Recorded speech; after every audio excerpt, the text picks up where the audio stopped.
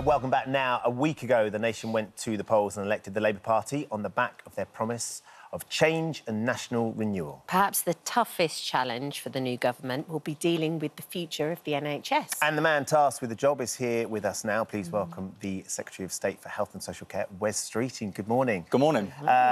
Secretary of State, have you got used to people addressing you like that yet? No, I keep on referring to myself as a Shadow Health Secretary. I keep on referring to the Shadow Cabinet. It is a big change. We've been in opposition for 14 years. We obviously slogged our guts out to make sure that we won the mandate that we did, and now we're cracking on getting to work. And the difference between opposition and government is night and day, because when you're in opposition, you go into work saying, what are we going to say today? When you're in government, you go into work thinking, well, what can we do today? And that is the big change, and one where I think we're all relishing. Could a Secretary of State sit quietly in a pub and watch the match? I mean, what was it? No, I discovered last night. Obviously, I played a big role in Labour's campaign, so my recognition has gone up, and I found a nice little corner of a pub in central London last night and sat with a mate, watching the match, having a chat, and as soon as the half-time whistle went, people sat in front of me, turned around and went, oh, good luck with the NHS. So, but that's the general vibe at the moment, I think we're all finding. Whether people voted for us or not, people want to see the NHS back on its feet. They want to see a government that does what it says. And so I hope that for people watching who didn't vote for us, that, you know, like lots of people have bumped into in the last week, they're at least giving us the benefit of the doubt and saying, OK, you've got the chance now. Let's see what you do, and we'll judge us on our actions. Yeah, there does really seem to be a level of positivity out there and willing you to do a good job. But you've got, I mean, it's really stacked against you. I'm going to give you some stats give us now. all the In England, good 5 million are waiting longer than 2 weeks for a GP appointment each month. The NHS waiting lists of pre-planned hospital treatments have topped 7.5 million. 1 in 3 cancer patients, which, of course, you know, wait longer than 2 months for treatment. Tooth decay is now the #1 cause of hospital admissions among children aged 5 to 9. Do you still want the job? Yeah, I wouldn't have wanted any other job. As you kind of referenced there, Kat, the NHS saved my life when I went through kidney cancer a few years ago, and I can't think of a better way to spend that life than giving it to saving the NHS. And the truth is that the NHS isn't there for all of us when we need it. And last week I said in very blunt terms that our NHS is broken. And actually today what I've done is asked Lord Aradarzi, who's been a surgeon in the NHS for 30 years, to do an independent investigation to look at the true state of the NHS, because we can all see, and those stats bear it out, the state of the system. And whether you're patients who use the NHS or staff who work in it, we can see it's broken. But already, just in the last week, when I've been in the department and talking to officials about different challenges, it sort of felt like walking into a house where you can see the state of disrepair, but what Ara's going to do is peel back the carpet and look at the floorboards and the foundations, because unless you get the right diagnosis of the problem, you're not going to come up with the right prescription. We're going to have a 10-year plan for the NHS, and I think the starting point has got to be being honest with ourselves and with the country about how bad things are, not least to create a baseline that people can judge us against. I want to come back in 4 years' time and sit on this sofa and say, well, this is what Lord Darzi said was the situation back then. Look at the difference we've made now, and I want people to be able to judge us on the improvements that we make. Yeah, you mentioned your kidney cancer, which you are now clear, and you were helped by the NHS, and that is a real passion that you clearly have, obviously. But also your upbringing. It was very diverse.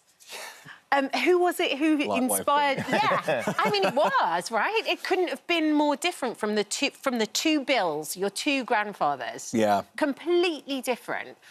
Who inspired you to want to do this? I think I've got different influences in my family, and Tell us as about people might know if they've read my book, the two Bills, my two granddads. One, Bill Streeting, served King and Country in the Second World War in the Royal Navy, as his father had done in the First. Strong patriot, staunch working-class Thatcherite Tory, by the way. Yeah. And huge influence on my life, the family member I was closest to growing up. Then on the other side of the family, Bill Crowley, who was Well, he served differently. He served at Her Majesty's pleasure. He was in and out of prison with a string of convictions for armed robbery. He had a very difficult, traumatic childhood. He was a victim of abuse at the hands of his father growing up, and that explains a lot. It doesn't excuse his crimes, but it certainly explains how he ended up where he was. And both from my dad's side of the family, in terms of, you know, work ethic, you play by the rules, you work hard. But my mum's side of the family, where, you know, my nan was a big campaigner for social justice. She fought on housing. She was a real rabble-rouser. I think I kind of grew up with political conversation in my family, and also having grown up experiencing poverty, living life at the sharp end, really understand that the choices we make in politics has a real impact on people's lives. And I think that's when you look at the government. I mean, I was really proud the other day. We are the most state-educated cabinet in the history of this country.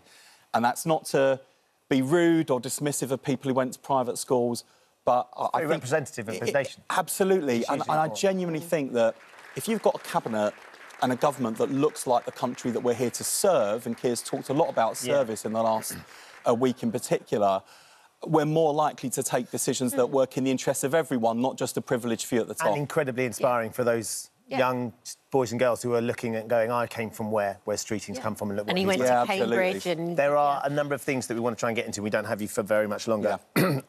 You had your own cancer diagnosis, and the NHS has helped you with your cancer diagnosis. One of our colleagues at Lewis Women and a number of women that were supporting Lorraine Kelly's Change and Check campaign went down to Parliament yesterday and made a protest about Enhertu, which is this drug that you can get on the NHS in Scotland, you can't get in the UK. We've had Sophie Blake on. It would extend her life by 2 years. She's got a young family. Is that something, Wes, that you're going to be looking at, the opportunity to actually bring that in, to make it available for these women? Because extending their life for a couple of years when they're facing this shouldn't be about a postcode and where they live. Yeah, I am really concerned about this, and as a general principle, I don't like postcode lotteries. We'll get further advice back from NICE, which is the independent regulator. What they try and do on behalf of all of us is to make sure that drug companies can't take the mick on price, and they both look at the evidence about is a drug effective, but then they also look at what price are you going to sell it to the NHS on, and they're trying to drive down the price. And I think we've got to give them the space to do that. But I take my hat off to the campaigners. My Instagram has been absolutely filled this morning with women tagging me in. I know how strongly women feel about it. So it's a priority for you and as if you know someone who's affected by it, it is so personal. And I'm following the campaign closely, and I'll wait and hear the recommendations from NICE. That'll be good for them to hear. When you, during the election, you pledged a number of things. You pledged you were going to have 2 million more operation scans and appointments a year. You're going to use evenings and weekends by giving £1.4 billion over town, doubling the NHS scanners, bringing waiting times down significantly. To do that, one of the things you've got to do is you've got to settle this pay dispute with the doctors. I know you've met them already. Where are you with that? Do you feel like there is a solution around the corner? I think we started off on the right foot. I mean, the first thing I felt I had to do was to start rebuilding trust between junior doctors and their government, which has been broken. And I couldn't believe it. I mean, I asked them, you know, look, when was the last time you met the health secretary? It was back in March. We had a 5-day strike the week before the election, and I just thought, the first thing you've got to do is just talk to people. I think the health secretary would, at the time, the ex-health secretary would have argued that they weren't offering any compromise to their 35% pay request. And until they were offering some sort of compromise, there was no reason for them to sit down. They needed to come either way. There needs to be a bit of give and take, just as a... Well, I found so far with the junior doctors that, yes, they've got their demands and they've got their priorities, and we got into a bit of that earlier this week. I'm seeing them again next week. That's the sort of pace I want to move at.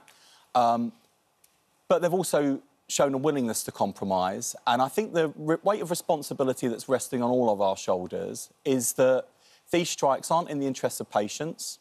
We've seen more than 1 million delayed cancelled operations and procedures. Not in the interest of junior doctors who are out on strike. Not in the interest of the taxpayer. Over £3 billion wasted on the costs of these strikes. But you can't afford 35%, can you? No, and I was really honest with them before the election. That was so important to me because, again, it's about respect. I know that was a hard message for them to hear, but you know, contained within that honesty is the respect I think that they're owed. I was also honest with them this week about the constraints we're under. We've got the worst economic inheritance of any incoming government since the Second World War. So those fundamentals are really challenging, but I'm confident if we continue to show that mutual respect, if we work together to find a way through, that we will make sure that not only junior doctors end this dispute, but we work with them and all the rest of the NHS staff to get our NHS back on its feet and fit for the future, so it's there for all of us when we need it. What about mental health? Are you going to put that as a priority? We saw the ladies talking about it there too. Yeah, There feels as though there's so many people who are slipping through the net, and then it's becoming a problem further down the line. What are you going to do about that? And we're going to make mental health support available in every primary and secondary school in the country, which will be really important for young people. Yeah. We're going to recruit an extra 8,500 mental health workers to cut the waiting list that currently stand at more than 1 million. And we're also going to make sure that in every community there are walk-in mental health services available. All of that will mean that we can stop people from reaching crisis point. And I'm really glad, you know, you touched on it a bit in the previous discussion about men's mental health, and ITV have done a hell of a lot on this topic. It is the single biggest killer of young men, suicide. It's an issue that I take really seriously, and I think we can make a real difference on mental health and finally walk the talk. In terms of talking the talk as well, GPs, our viewers will be sitting at home going, you've got to ask about GPs. How are we going to turn around GP services? What is the first port of call for you to try and reduce that lottery, the 8 o'clock carnage that happens when you're trying to get a GP appointment? So over the course of the Parliament, we'll be training up thousands more GPs, which will be important. I've also asked the officials to start looking at the red tape that's currently tying them up, that we can reduce the burden, because if they're spending less time on that, they can spend more time with their patients. And we've also got this absurd situation in the country at the moment where patients are struggling to find a GP, but GPs are also telling us they're struggling to find jobs. So I want to try and solve that problem, because that seems completely daft. Because also, if someone can't see a GP, which costs about 40 quid for an appointment, they can end up in A&E, which costs 400 quid. And that's why I make the argument so often. I know the NHS needs investment. People will always make that case.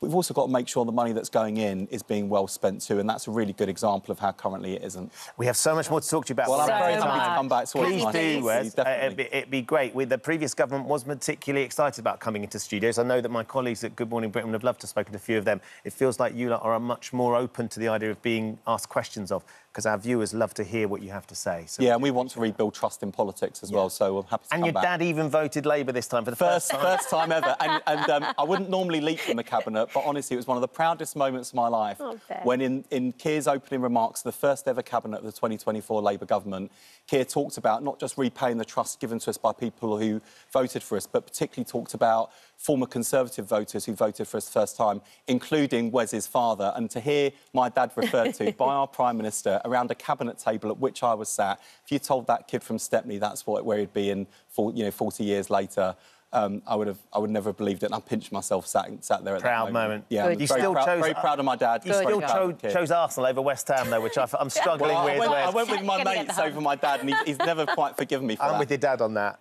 Thank you for coming in. Wes, that was